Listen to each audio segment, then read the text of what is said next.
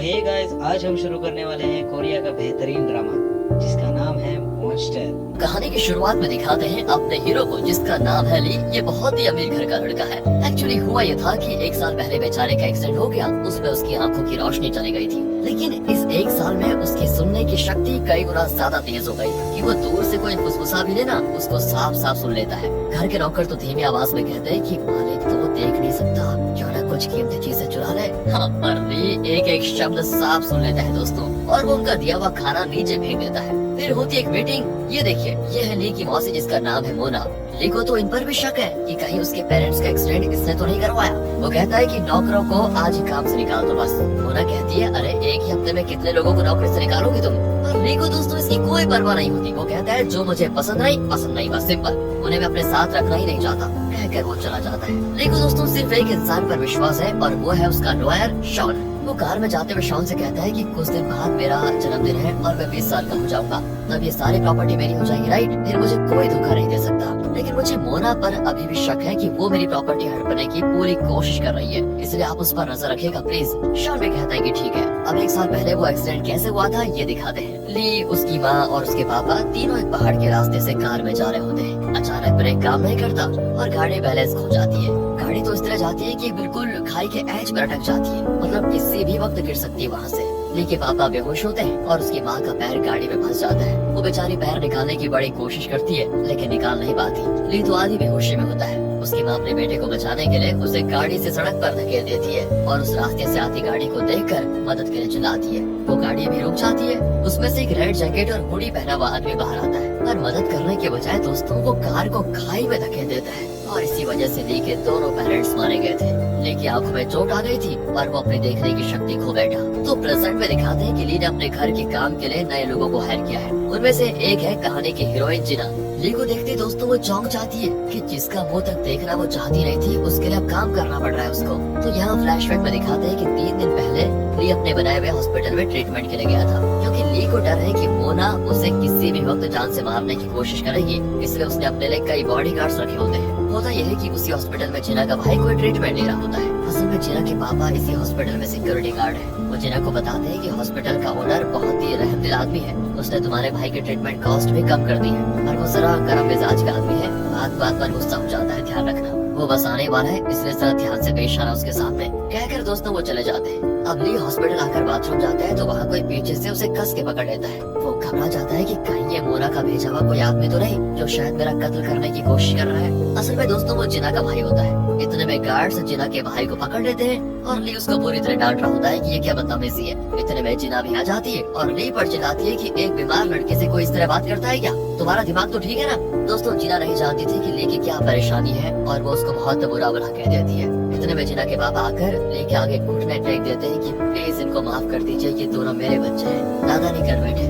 लेकिन ली उनकी एक नहीं सुनता और कहता है तुम्हें नौकरी से मैं निकाल रहा हूँ, कहकर ली चला जाता है। जिना बहुत परेशान हो जाती है कि पापा की नौकरी तो गई, अब मुझे नौकरी ढूंढनी पड़ेगी। तब उसको पता चलता है कि ली के घर में काम के लिए कुछ जरूरत है, तो वो ली के घर जाती है। और अब प्रेजेंट में आ जाइए। ली जिना की आवाज सुनते ही पहचान जाता है कि ये तो वही लड़की है जिसने हॉस्पिटल में मुझे उल्टा सीधा कहा था। लेकिन दोस्तों ली इस समय कुछ नहीं कहता और मन ही मन सोच लेता है कि अगर ये झूठ बोलेगी तो मैं इसको नौकरी से निकाल दूंगा। वो पूछता है कि क्या हम दोनों पहले कभी मिले हैं? जिना साफ साफ बता देती है कि हाँ, हम आपके हॉस्पिटल में मिले थे, मेरे भाई ने अनजाने में आपको पकड़ लिया और मैंने आपको गलत समझकर डांट भी दिया था। अब दोस्तों सच्चाई बताने की उसकी हिम्मत ली को काफी पसंद आ जाती है और वो उसे नौकरी पर रख लेता है। जिना उसका हर काम करने लग जाती है, हेयर ड्रायर से उसके बाल सुखाने से लेकर उसके शर्ट वगैरह भी पहनाती है। तब वो धीरे धीरे ली के करीब आ जाती है और उसकी खूबसूरत आंखों को निहारने लग जाती है। जिना को वैसे बुरा लगता है कि इतनी सुंदर आंखों में रोशनी नहीं है, बताओ।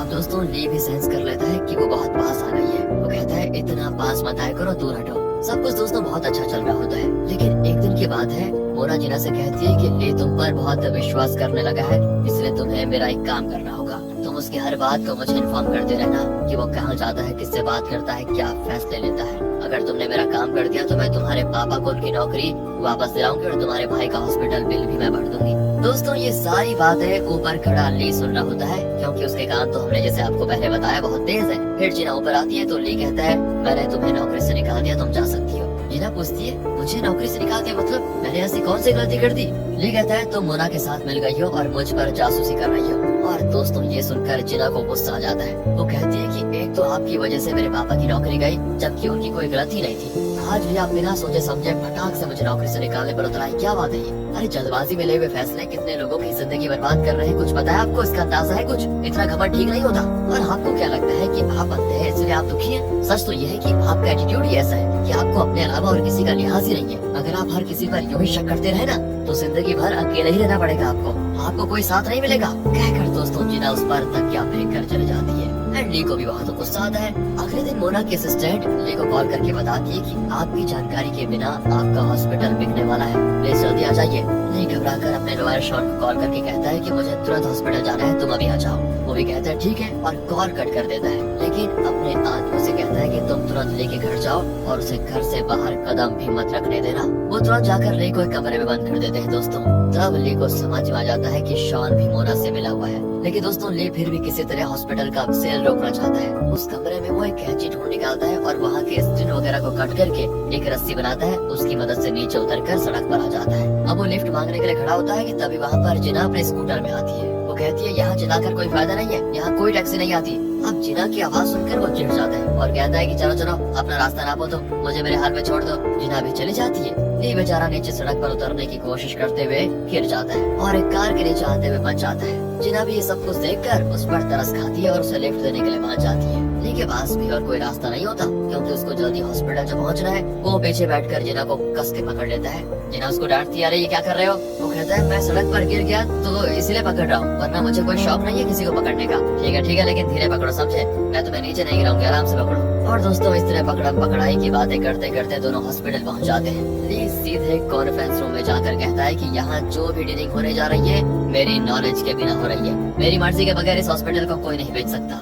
और दोस्तों ये देखिए, ये है इस कहानी का विलन नाथन जो इस हॉस्पिटल को खरीदना चाहता है। अब ली के ऐसा करने से सारे बोर्ड मेंबर्स को पता चल जाता है कि ये इलीगल डीलिंग हो रही है। वो डील कैंसिल कर देते हैं और नाथन को वहाँ से जाना पड़ता है। अब ली मोना से बहस करता है कि मेरी परमिशन के बिना ये बताओ ये सब करने की क्या जरूरत है और किसने हक दिया आपको ये करने का? वो कहती है वैसे हॉस्पिटल लॉस में चल रहा है, इसलिए सोचा इसको बेचेंगे तो अपनी दूसरी कंपनी को बचाने में मदद हो जाएगी। ली कहता है सुनिए, मुझे आपकी मदद की जरूरत है ही नहीं, समझे आप? मुझे पता है कि बैंक ने हमको टाइम दिया है और मैं जानता हूँ कि मेरी माँ और पापा का एक्सीडेंट भी आप ही ने करवाया था। ये सुनकर मोना चौंक जाती है कि बताओ मैं अपनी सगी बहन और उसके पति का कत्ल कैसे कर सकती हूँ? ली कहता है अच्छा, माँ मरने से पहले आपका इनाम ले रही थी और शॉन भी तुम्हारा याद में निकला, उसने मुझे अपने घर में बंद कर दिया था, वो भी तुम्हारे कहने पर। कहकर दोस्तों वो चला जाता है। मोना की समझ में नहीं आता कि ये क्या बोल रहा है। लगता है दोस्तों मोना का ली के पेरेंट्स की मौत में कोई हाथ ही नहीं था। एंड तब उसको याद आता है कि उसका पति जिसका नाम जेजे है वो और शॉन एक ही कॉलेज में पढ़ते थे और अच्छे दोस्त भी थे। अब मोना को शक है कि जेजे, शॉन और नाथन जो हॉस्पिटल को खरीदना चाहता है तीनों मिले हुए हैं। वो तुरंत जेजे से मिलने जाती है जहाँ वो उसको नाथन से बात करते हुए सुन भी लेती है। नाथन जेजे से कहता है कि तुम्हें पता है 1 साल पहले जो काम तुमने अधूरा छोड़ दिया था उसी का नतीजा आज ये ली है और ये हमारा सारा प्लान चौपट करना है। जल्दी एक काम करो, इस ली को खत्म करो। ये सारी बातें सुनकर मोना कहती है तुम इतने गिर जाओगे ये मुझे पता नहीं था। जेजे कहता है देखो ये सब मैंने हम दोनों के लिए तो किया है, तुम भी कुछ कम नहीं हो। वैसे तुमने तो जानबूझकर डॉक्टर को ली से ये कहने पर मजबूर किया कि उसकी आंखें कभी ठीक नहीं हो सकती। मैं बुरा हूँ तो तुम भी कोई कम नहीं हो, चलो यहाँ से। और यहाँ फ्लैशबैक में दिखाते हैं कि जेजे ने ली के पेरेंट्स का एक्सीडेंट क्यों करवाया। एक दिन की बात है, जेजे को एक पार्सल मिला जिसके अंदर कुछ ऐसे फोटोज थे जिनसे साफ पता चलता है कि जेजे का किसी और औरत के साथ अफेयर था और ये पार्सल नाथन ने भिजवाया था। उसने जेजे को धमकाया कि जिस औरत के साथ तुम्हारा अफेयर है वो कोरिया के बहुत ही रईस आदमी की बेटी है। अगर मैंने ये बात उस रईस आदमी को प्रूफ के साथ बता दी तो बताओ तुम्हें देश निकाला हो जाएगा, भरपूर मार पड़ेगी। सो अलग अगर तुम इस देश में जिंदा रहना चाहते हो तो ली के पेरेंट्स का एक्सीडेंट करवा कर खत्म कर डालो उनको, फिर सारी प्रॉपर्टी तुम्हारी हो जाएगी क्योंकि ली तो अभी 20 साल का हुआ ही नहीं। उसके बाद तुम मुझे प्रॉपर्टी का एक बड़ा हिस्सा दे देना। और दोस्तों इसी वजह से जेजे ने उस दिन कार का ब्रेक डैमेज कर दिया था और जब वो बच गए तब वो खुद उनको खाई में धकेलने आ गया। चलिए आ जाइए प्रेजेंट में। दिखाते हैं कि मोना को अपने पति के कैरेक्टर पर भी शक है। वो अपने असिस्टेंट को जेजे के पीछे लगा देती है। जेजे उस औरत के घर जाता है जिसके साथ उसका अफेयर है एंड असिस्टेंट उनकी फोटोज खींचकर मोना को भेज देती है। मोना भी तुरंत उनको रंगे हाथों पकड़ने के लिए निकलती है। यहाँ जिना को दिखाते हैं जो ली को उसके घर पहुँचा देती है। अब ली को जिना पर विश्वास होने लगता है और वो कहता है मैंने तुम्हारे साथ जो बुरा सलूक किया उसके लिए प्लीज मुझे माफ कर दो और प्लीज कल से काम पर आ जाओ दोबारा। जिना कहती है देखो मैंने नौकरी के लिए तुम्हारी मदद नहीं की है, मुझे नहीं चाहिए नौकरी। ये कहता है मैं तुम्हें दुगनी या तिगुनी सैलरी दूंगा। तब जिना उसके पास आकर कहती है कि इसके बाद मैं तुमसे कभी मिलूंगी ही नहीं। और ये कहकर वो चली जाती है। घर आकर भी ले को जिना की याद खाई जाती है। वो उसे कॉल भी करता है और दोस्तों दिखाते हैं कि जिना अब एक फूड आउटलेट में डिलीवरी का काम करती है। ली का नंबर देखते ही वो फोन का बैटरी निकाल लेती है। अब ली अपने एक स्टाफ से कहता है कि तुम जिना के पापा से कहो कि वो फिर से हॉस्पिटल में काम के लिए आ जाएं और जिना के भाई का फ्री ट्रीटमेंट का इंतजाम करो। ली दोस्तों ऐसा सोचता है कि अगर मैं ऐसा करूंगा तो जिना का गुस्सा कम हो जाएगा और वो फिर यहाँ पर काम पर आ जाएगी। दूसरी ओर मोना उस औरत के घर जाती है। बाहर जेजे के शूज देखकर वो दरवाजे पे कान रखकर सुनती है कि अंदर क्या बातें चल रही है। अंदर वो औरत पूछती है कि तुम मोना को डाइवोर्स कब देने वाले हो, जल्दी बताओ। फिर क्या था, इतने में मोना अंदर घुस आती है। असल में ये औरत तो मोना की बेस्ट फ्रेंड निकली। मोना कहती है, वाह भाई, मुझे तो यकीन ही नहीं होता कि तुम मेरी बेस्ट फ्रेंड होकर मेरी जिंदगी उजाड़ दोगी। कहकर वो उस औरत के बाल पकड़कर वहाँ से खींचने लग जाती है। जेजे तो भीगी बिल्ली की तरह कांपने लगता है। मोना भी उसके गाल पर कस के चाटा मारती है और कहती है, मैं तुम्हें प्रेस में पूरे शहर में बदनाम करूंगी और तुम पर पुलिस केस भी होगा, वो अलग। कहकर वो जाने लग जाती है। लेकिन जेजे उसको पकड़कर सीढ़ियों से नीचे गिरा देता है। मोना के सर पर बहुत सारी चोटें आती है और वो स्पॉट पर ही मारी जाती है। अब ये दोनों हो जाते हैं शॉक और सोचते हैं कि अब तो हमको जेल जाना पड़ेगा। लेकिन दोस्तों यहाँ जेजे की पूरी विलनगिरी सामने आ जाती है। वो एक क्रिमिनल को कॉल करता है जिसके ऊपर कई सारे केसेस हैं। जेजे कहता है, ध्यान से सुनो, मैं तुम्हें $2 मिलियन दूंगा तो मेरी वाइफ की लाश को ठिकाने लगा दो बस। और एक काम करो, ली के हॉस्पिटल लैब में एक वायरस का पता चला है, तुम किसी तरह उस वायरस से उसको इन्फेक्ट करा दो। फिर तुम पुलिस में सरेंडर हो जाना और कह देना कि ली के कहने पर तुमने मोना को मार डाला। इससे उस पर इल्जाम भी लगेगा और इन्फेक्शन की वजह से कुछ दिनों में वो मर भी जाएगा। अगर तुमने ये सब कुछ कर दिया तो तुमको $2 मिलियन दूंगा मैं। दोस्तों क्रिमिनल को और क्या चाहिए, तो वो मान जाता है। यहाँ जैसा ली ने एक्सपेक्ट किया था, जिना का गुस्सा कम हो जाता है और वो वापस ली के घर में काम करने के लिए आ जाती है। ली को भी उसके आने से बड़ी खुशी होती है। तब ली को वो क्रिमिनल कॉल करके कहता है कि तुम्हारे पेरेंट्स के कत्ल के पीछे किसका हाथ है ये मैं जानता हूँ। असल में उन्होंने मुझे ही कत्ल करने को कहा था। तुम एक काम करो, अपने हॉस्पिटल लैब में पहुंचो, वहीं मैं तुम्हें सारी डिटेल्स दूंगा। ली को बहुत गुस्सा आता है क्योंकि आज तक वो मोना को अपने पेरेंट्स के कत्ल का जिम्मेदार मान रहा था। लेकिन अब सब कुछ अलग ही होता है। वो तुरंत जाकर जिना को लेकर लैब में जाता है। उस क्रिमिनल ने दोस्तों पहले से ही लैब में वायरस को सेट करके रखा हुआ था ताकि जब ली अंदर आए तो वो वायरस को कमरे के अंदर उस गैस के जरिए फैला दे। जैसे ली और जिना अंदर जाते हैं तो दरवाजा लॉक करके वो रिमोट के जरिए वायरस को हवा में खोल देता है। अंदर दोनों सांस नहीं ले पाते और ली समझ जाता है कि जरूर किसी ने हवा में वो खतरनाक वायरस मिला दिया है, क्योंकि ये है तो ली का ही हॉस्पिटल ना। ली उस वायरस के बारे में खूब जानता है क्योंकि कुछ साल पहले क्या हुआ था कि यहाँ पर एक रिसर्च डॉक्टर थी, उसने बताया था कि हम एक म्यूटेंट वायरस बना रहे हैं और उसका एंटीडोट भी बना रहे हैं। तो प्रेजेंट में दोस्तों ली उसी एंटीडोट को ढूंढ निकालता है, लेकिन सिर्फ वो एक होता है। वो तुरंत जिना को एंटीडोट लगाने को कहता है, लेकिन जिना कहती है तुम इसको लगा लो, मेरी फिक्र मत करो। इतने में जिना के पापा जिना को लैब में बंद देखकर उसे बचाने आते हैं, पर तब तक जिना उस एंटीडोट इंजेक्शन को ली को लगा देती है। कट करके हॉस्पिटल में दिखाते हैं कि ली को होश आ गया है। जेजे तो उसके पास बैठा होता है और कहता है, तुमने मेरी पत्नी मोना को मारने के लिए एक क्रिमिनल को हायर किया है। यहाँ पर दोस्तों पता चलता है कि जेजे ने उस क्रिमिनल को ये कहकर सरेंडर होने को कहा कि मैं तुम्हें बेल पे बाहर निकालूंगा और $4 मिलियन दूंगा। वो भी बेचारा लालच के मारे मान गया और सरेंडर हो गया और उसने पुलिस से कह दिया कि मैंने ली के कहने पर ही मोना का कत्ल किया। इसलिए दोस्तों पुलिस भी क्रिमिनल के साथ साथ ली को भी अरेस्ट कर लेती है। दूसरी ओर न्यूज में बताते हैं कि हॉस्पिटल लैब से खतरनाक वायरस लीक होकर हवा में मिल गया है। लगभग 7 लोग अब तक इस वायरस की चपेट में आ चुके हैं। दूसरी ओर ली जेल में होता है और उस क्रिमिनल का सेल कुछ ही दूर पर होता है। वो तो अपने सेलमेट्स को बताता है कि मैंने ही इसे फंसाया, मैं तो बाहर निकल जाऊंगा और मुझको $4 मिलियन मिलेंगे। लेकिन ये बेचारा यहीं पर सड़ेगा। हाँ दोस्तों आपको तो बताइए कि ली के कान कितने तेज है। उसकी सारी बातें ली को सुनाई देती है और वो समझ आता है कि वो क्रिमिनल इसी जेल में है। अब ऐसे में क्रिमिनल के सेल में एक नए आदमी को लेकर आते हैं जिसे वो सभी मिलकर बहुत टॉर्चर करते हैं। एक दिन जब जेजे क्रिमिनल से मिलने आता है और फिर उसको वो एक ऑफर देता है कि तुम जेल के अंदर ली को खत्म कर दो और तुमने अगर ये कर दिया तो मैं तुम्हें $10 मिलियन दूंगा।